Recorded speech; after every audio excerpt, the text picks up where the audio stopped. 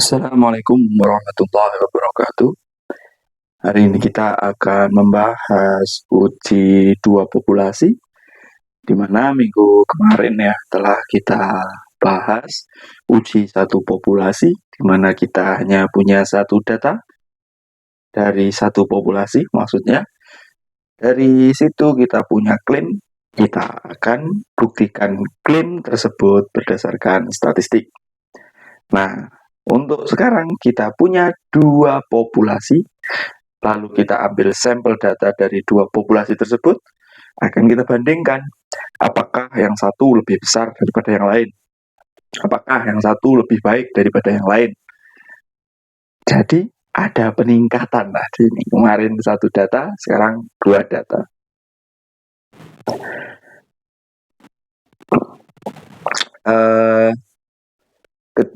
Contohnya, misal kita ingin membuat skema pembayaran baru di sini ya. Apakah skema pembayaran baru ini akan lebih cepat atau standar saja, sama kayak yang biasanya.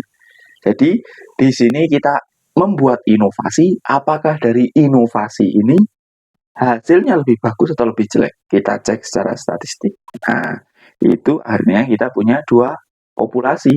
Yang pertama adalah sebelum ada inovasi, yang kedua adalah setelah adanya inovasi. Beda dengan yang kemarin. Misal saya ngeklaim kemarin ya, yang kemarin uji satu populasi. Teh kotak ini isinya 250 ml. Tapi ternyata setelah saya ukur di dalam satu kotak itu rata-ratanya misal 200 ml.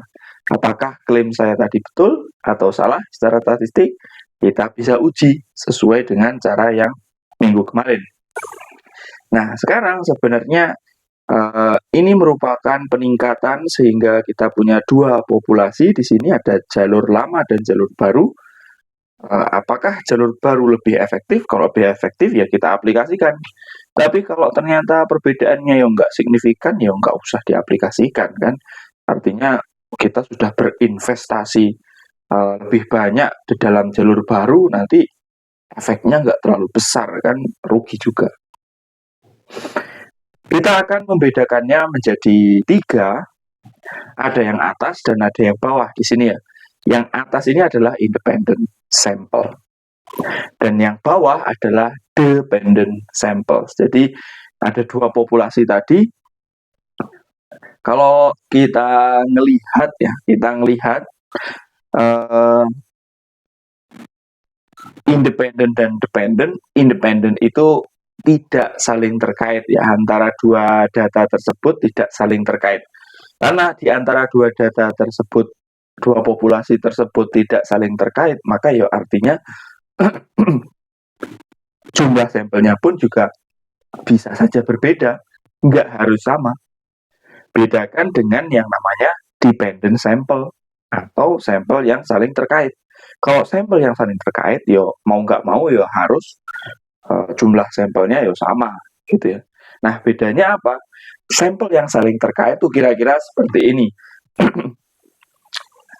Kita punya 10 karyawan. Dari 10 karyawan tersebut kita kasih 2 treatment. Nah, di situ ya bedanya populasinya, 2 treatment. Yang pertama suruh menggunakan kalkulator. Bisa nyelesain tugas berapa jam. Yang kedua, kita kasih Excel, kita ajari Excel. Dapat nyelesain tugas berapa jam. Dari situ kita bisa bandingkan. Nah, jadi karyawan kita sama, tapi diberikan 2 treatment yang berbeda. Itulah yang dinamakan direct atau dependent, saling terkait ya. Jadi kita akan punya di situ pakai kalkulator berapa, pakai Excel berapa. Ya, jadi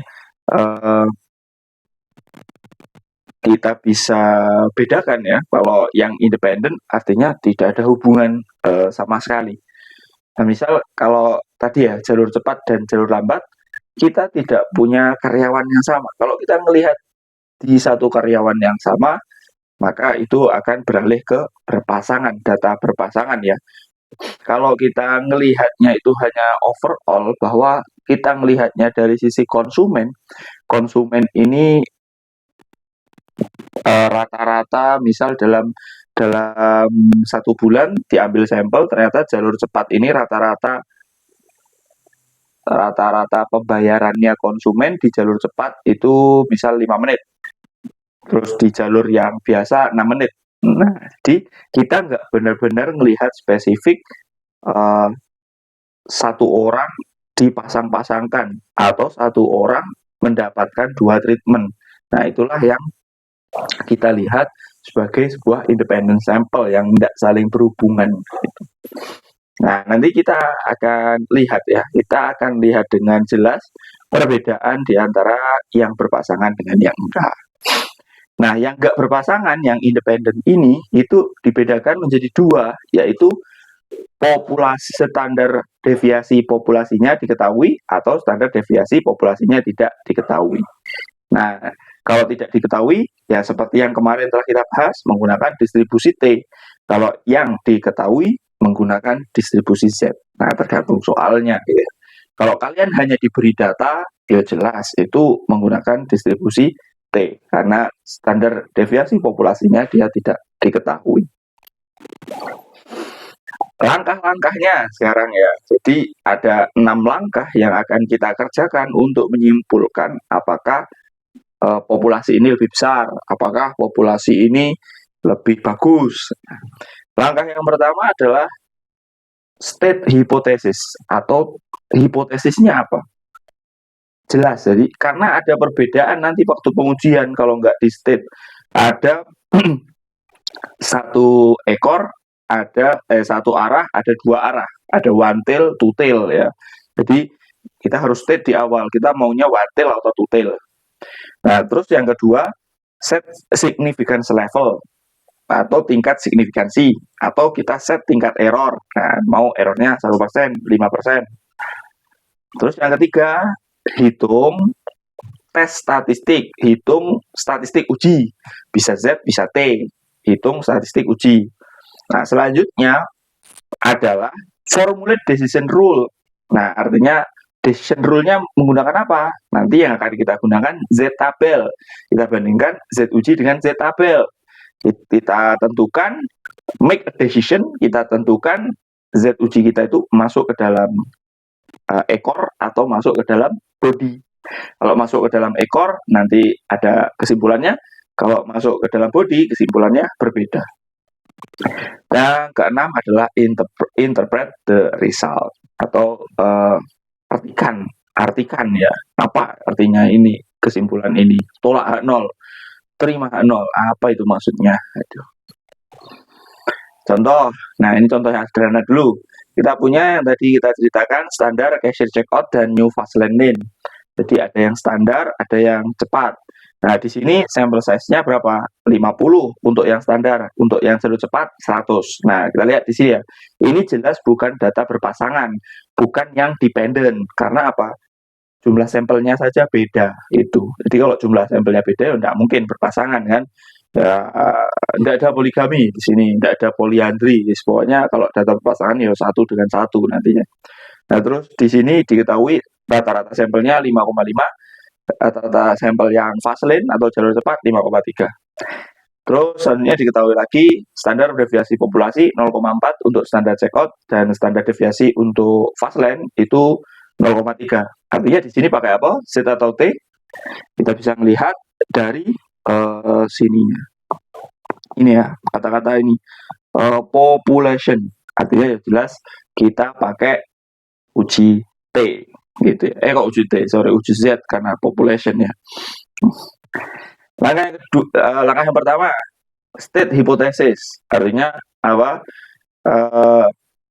Kita bikin H1-nya, H0 nanti ngikuti sebenarnya ya. Kita yang paling penting ini bikin H1. Apa namanya?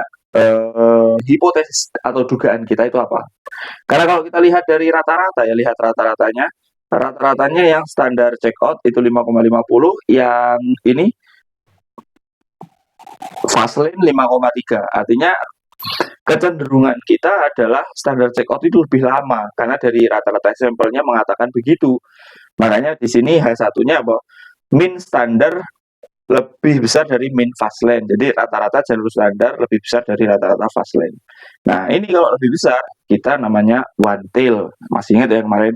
Kalau two tail itu yang two tail itu pasti tandanya tidak sama dengan di H1 itu two tail. Kalau lebih besar atau bisa jadi lebih kecil itu one tail. Yang kedua, set signifikan. Artinya tingkat errornya kita mau berapa? Di sini di set tingkat errornya adalah 1%, gitu ya. Jadi 1%. Yang ketiga, decision Z test. Kita hitung Z ujinya. Nah, Z ujinya hitungnya seperti apa kemarin? Z ujinya kalau ya baik.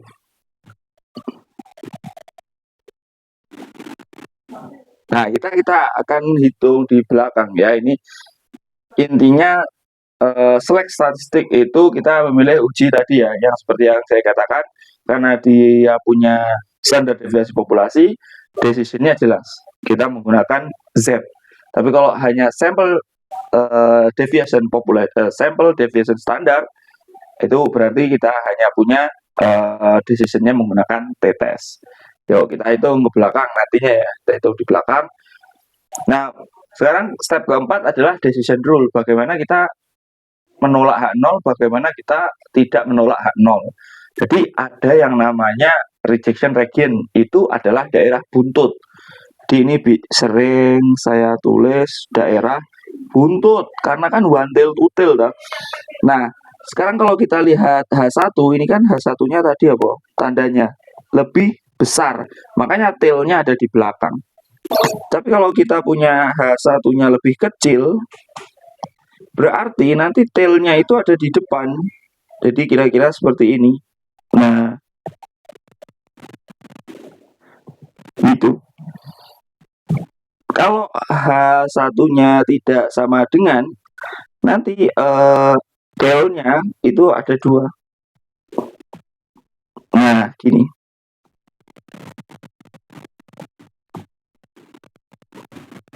Nah, kalau tailnya ada dua, berarti alfanya itu harus bagi dua. Kalau tadi 1%, ya berarti di sini 0,5%, yang di sini juga 0,5% itu.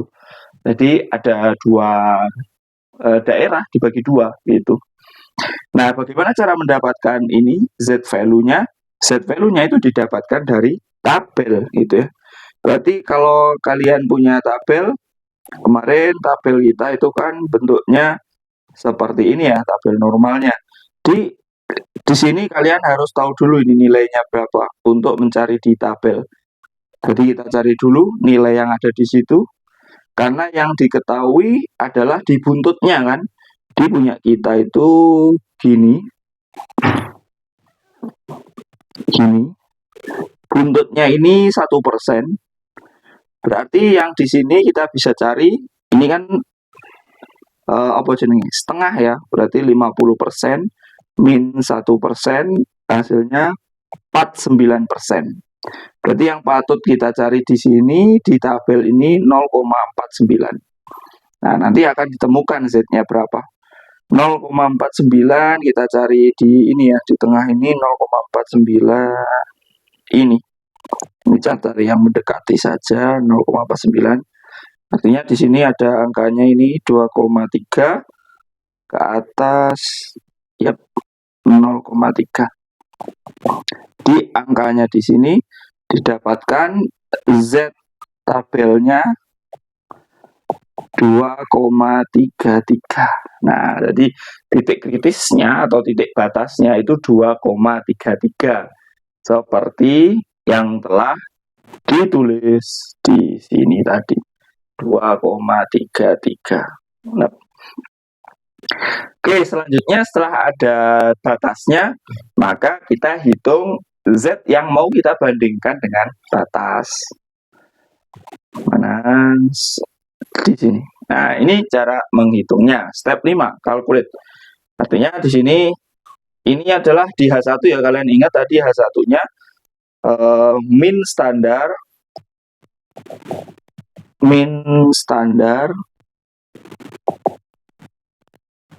lebih besar daripada min fast lane. Nah, berarti yang ditulis pertama ya yang standar, yang ditulis yang kedua yang fast lane. Tidak boleh kebalik. Jadi sesuai H1. Nah, terus dikurangi. Nah, ini adalah standar deviasi kuadrat per n. Ini per sampel pertama, ini standar deviasi kuadrat sigma 1 kuadrat. Begitupun yang ini sigma 2 kuadrat, ini sampel yang kedua. Dari perhitungan ini didapatkan angka Z-nya 3,12. Nah, dari 3,12 ini nanti kalian bisa tentukan di sini ya bahwa 3,123 dari gambar kita tadi itu lebih besar daripada 2,33. Artinya dia lebih kanan ya. Jadi di sini 0, di sini 2,33, 3,123 misal di sini ya. Nah, dia lebih besar daripada 2,33. Jadi kita bisa kesimpulkan dia berada di buntut atau ekor. Nah, dia tidak berada di body. Kalau di buntut artinya tolak H0. Kalau ada di body artinya tidak tolak H0. Oke. Tolak H0 artinya apa? Ya berarti yang betul kemungkinan besar adalah H1. Jadi rata-rata standar lebih besar dari fast lane. Ini terbukti secara statistik. Terbukti secara statistik dengan tingkat kepercayaan. Jadi belum tentu betul ya, tapi dengan tingkat kepercayaan yang sangat besar. Errornya kan cuma 1%, berarti tingkat kepercayaannya 99%. Seperti itu. Nah, bagaimana dengan yang contoh yang lain? Dua tadi, ada yang apa? T, ada yang Z. Coba kita lihat selanjutnya. Nah, sudah sangat jelas di sini apa? Standar deviasinya yang diketahui adalah standar deviasi sampel. Berarti ya gunakanlah uji T. Tapi permasalahannya sekarang apakah dia independen atau dependent?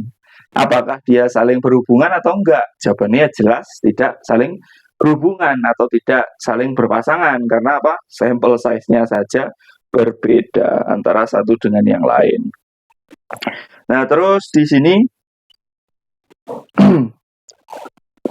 nah, silakan dihitung sendiri ya. Tadi tata caranya itu sama persis dengan yang tadi. Nah, perhitungan T-nya juga sama persis. Kita tinggal edit. Kalau tadi apa? Z-nya Z ujinya kita hitung tadi menggunakan X1 bar min X2 bar per akar tadi sigma 1 kuadrat per N1 tambah sigma 2 kuadrat per N2. Nah, di sini ya kita modif saja bahwa sigmanya kita ganti menggunakan X gitu ya, karena yang diketahui sampel standar deviasi sampel. Jadi T ujinya sama persis X1 bar min X2 bar per akar dari S1 kuadrat per N1 tambah S2 kuadrat per N2. Nah, mungkin nanti kalau kalian melihat uji T, maka di situ ada perbedaannya. Lihatlah DF-nya. DF-nya kalau kemarin kan N-1. Nah, di sini karena ada dua populasi, maka menjadi N1 tambah N2 min 1. Itu. Jadi DF-nya adalah ini kalau dicari di tabel T. Nah, ini coba kita kita lihat sekilas. Soal nomor 2 ini. Manajer pemasaran ingin mengetahui apakah ada perbedaan signifikan dalam hasil penjualan dalam juta rupiah antara strategi pemasaran A dengan strategi pemasaran B. Diambil sampel secara acak masing-masing 10 wilayah. Data strategi A mendapatkan apa namanya, hasil penjualan itu, data strategi B mendapatkan hasil penjualan itu. Yang pertama harus kita lihat dia independen atau dependen.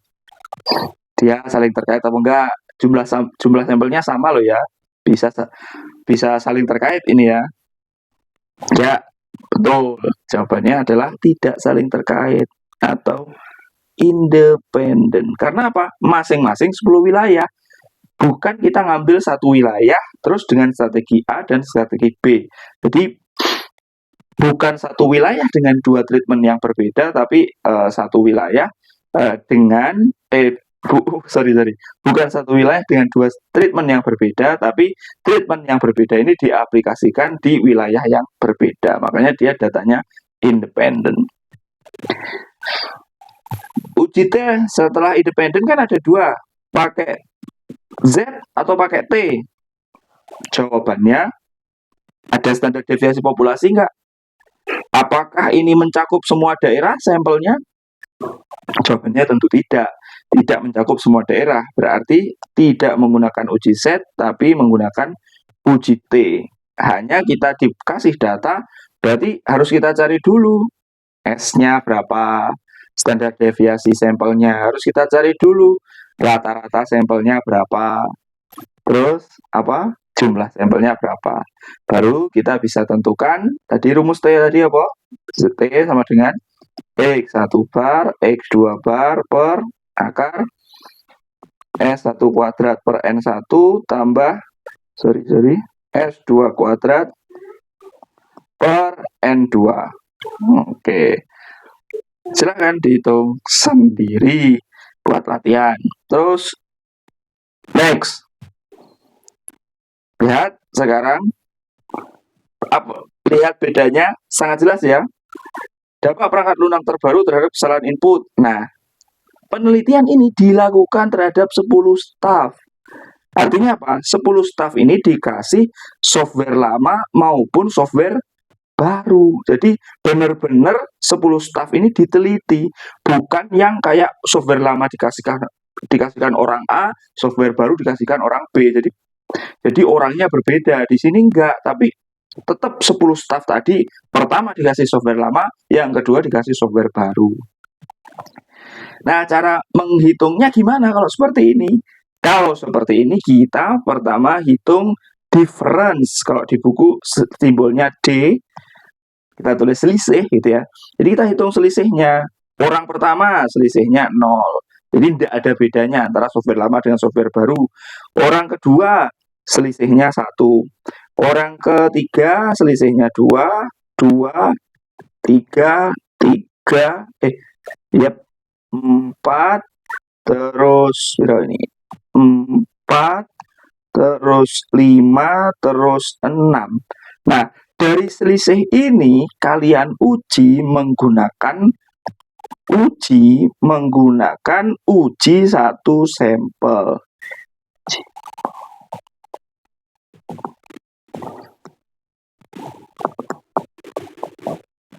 Nah, H1-nya apa? Kalau hanya berbeda atau enggak, berarti H1-nya software lama tidak sama dengan software baru. Nah, kalau hanya berbeda, tapi kita bisa melihat dari soal kecenderungannya apa? Mengurangi, artinya pengennya membuktikan mengurangi. Jadi H1 yang seperti ini kurang tepat, H1 yang lebih tepat. Kalau mengurangi itu jelas one tail. Jadi software lama lebih besar karena software baru mengurangi. Nah, itu. Jadi soal yang seperti ini bisa diselesaikan menggunakan uji satu sampel seperti yang telah kita pelajari di minggu lalu, dengan H1-nya software lama lebih besar daripada software lama. Salah tulis saya, mohon maaf. Software lama lebih besar dari software baru. Oke, selamat mencoba, semoga bisa membedakan dan nanti bisa menjawab ujiannya dengan baik. Terima kasih semuanya telah menyimak. Assalamualaikum warahmatullahi wabarakatuh.